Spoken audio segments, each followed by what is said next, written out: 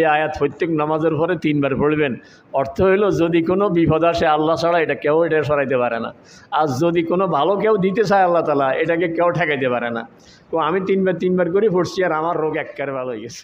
আল্লাহ বলেন ওয়াইদা সাআলাকা ইবাদি আন্নি, বান্দা যখন আমার সম্পর্কে জিজ্ঞেস করে ফাইন্নি কারিব, আপনি বলেন, এটাও বলে নাই।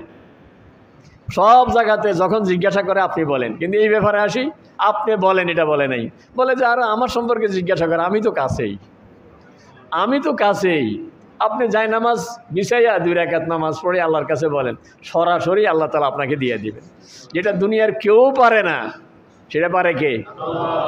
আল্লাহ তাআলা দিয়ে দিবেন, আল্লাহ তাআলা করে দিবেন।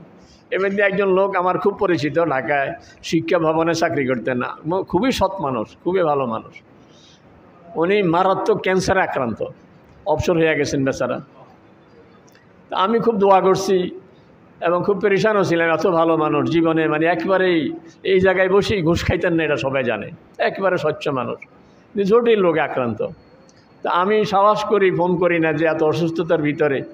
অনেক দিন পরে ফোন করার সময় ভাবছিলাম যে বেশি আছে না মরে গেছে, কারণ পাকস্থলীতে ক্যান্সার, এই জায়গায় ক্যান্সার হলে তো বাঁচার কথা না। তো শেষে সাহস করে ফোন দিলাম, বলে কেমন আছেন? কাজে আলহামদুলিল্লাহ খুব ভালো আছে। রোগের কী অবস্থা? এখন খুব ভালো। কি বলে? কয়ে যে ইন্ডিয়া গেছি, অমুকখানে গেছি, সব গেছি, অনেক টাকা খরচ করছি।